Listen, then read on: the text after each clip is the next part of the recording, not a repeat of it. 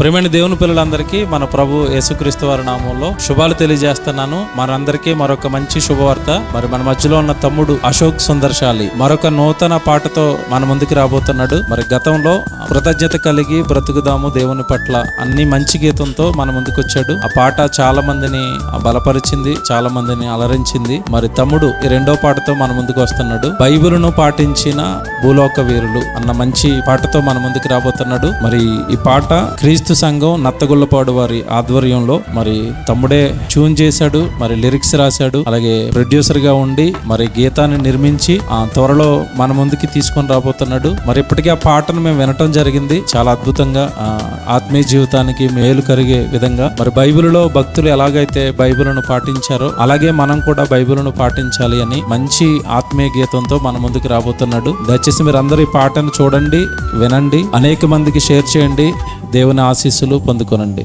Thank you. God bless you.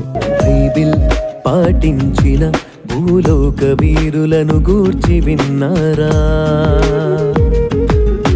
సహనం సాత్వికముతో ఎవరినైనా మీరు గెలిచారా? యుద్ధాలతో అసలే పని లేదు, ఆయుధాలనే చేతపట్టకూడదు. ప్రేమతోనే నువ్వు గెలువు, పగతోనే సాధించలేవు. సాత్వికులు ధన్యులు, భూలోకమును వారు స్వతంత్రించుకొందురు. దరన దరన దరన